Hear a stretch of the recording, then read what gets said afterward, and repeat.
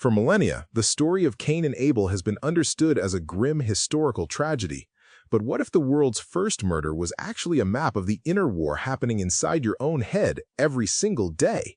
Today we are diving into Frank Onisi's book, The Brother's Keeper, Cain, Abel, and the Two Minds, which presents a radical reinterpretation of this ancient narrative. That's exactly right, James. Onisi argues that Cain and Abel are not two ancient men, but two opposing states of consciousness fighting for control within you. Abel represents your aligned, intuitive mind, the quiet faith that trusts the subconscious process. Cain is your anxious, forcing intellect, the part of you that believes you must bleed, sweat, and strain to get what you want, embodying what Onisi calls the wilderness hustle. So if there are these two parts of us, what does their conflict, particularly around their offerings, tell us about how we manifest our desires? Because, as the story goes, Abel's offering was accepted, but Cain's was rejected, which seems to fly in the face of all the hard work Cain put in. It's the core paradox the book tackles. Onisi explains that, quote, reality does not respond to how much you sweat. It responds to the state you are in, end quote. Cain's offering, the fruit of the cursed ground, comes from fear and force, vibrating with lack. Reality rejects it, not as punishment, but because it broadcasts the very absence it labors to overcome. Conversely, Abel brings the firstlings of his flock and of the fat thereof. This symbolizes an offering from a state of wholeness, the richness of a mind that already feels itself full, vibrating with having. Reality accepts this because it broadcasts the abundance it seeks to draw. This is a truly maddening concept for the logical mind. It feels inherently unfair that hard work from a place of fear is rejected, while a more effortless offering of faith is accepted. The logical mind demands justice for Cain, the tireless worker. How does Onisi address this feeling of outrage or injustice? Onisi says, quote, the offense you feel at Cain's rejection is the offense of the wilderness creed, discovering that the world does not run on its terms, end quote. He reveals that Cain's reaction, his fallen countenance and wrath, is the ego's bitterness when its force fails. The key insight here is the Hebrew word chata, translated as sin. It's an archery term, meaning to miss the mark. So Cain isn't morally condemned, he simply made a mechanical error of aim. He aimed his effort at the outer world when the true target was his internal state. The message is to correct your aim, not to wallow in guilt. So when Cain's offering is rejected and his countenance falls, leading to this bitterness, that's when the real danger arises, the murder in the field. This is a critical psychological moment. Where does this murder take place, and how do we prevent it? The location is vital, quote, not at the altar, not at home, but in the field, end quote. The field is the chaotic external world of facts and appearances, unexpected bills, closed doors, discouraging news. It's in this arena of hard facts that the anxious intellect rises up and slays your quiet faith. The murder often begins with the intellect talking with your faith, debating its validity against the evidence.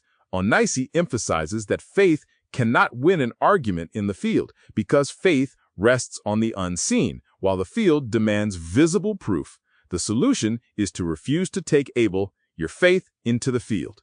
When a hard fact appears, withdraw from that outer arena into the fold, the inner sanctuary of your mind, and secure your faith there. After this psychological murder, Cain's response, "Am I my brother's keeper?" becomes loaded with irony. And then the source text mentions the voice of thy brother's blood crieth unto me from the ground. What does this mean in Onisi's psychological framework?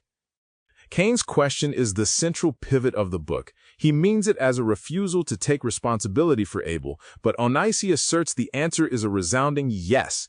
You are your brother's keeper. You must guard your aligned mind. The voice of the blood crying from the ground signifies that the subconscious keeps a perfect record. You cannot fake alignment, nor can you bury a murdered faith under busy work. Your true inner state, whether of lack or fullness, will inevitably bleed into your circumstances. Reality reflects what you are, not what you pretend to be. So if this murdered faith can't be hidden, what are the consequences for the forcing mind? The text speaks of Cain being cursed from the earth, becoming a fugitive and a vagabond, yet also given a mark for protection. this seems contradictory. It's a profound disclosure. The curse means the forcing mind experiences diminishing returns. The harder it works, the less the ground yields. It becomes a fugitive and a vagabond, restless and unable to rest because it has severed its connection to the inner peace or Sabbath. The intellect cannot force itself to stillness, but the mark of Cain is crucial. It means the intellect is not evil and is not to be destroyed. It's preserved for a purpose. We need our logical mind to navigate the world. The goal isn't to kill Cain, but to discipline him, to tame him to serve the faith rather than murder it.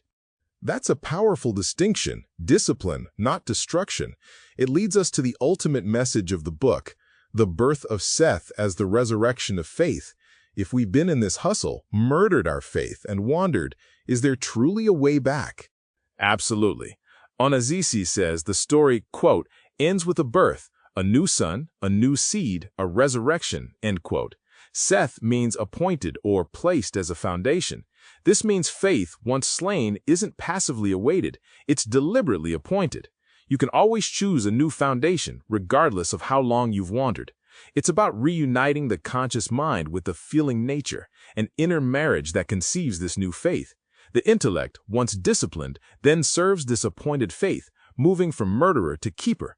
This is the family of mind rightly ordered, stepping out of the cursed field into the tended fold.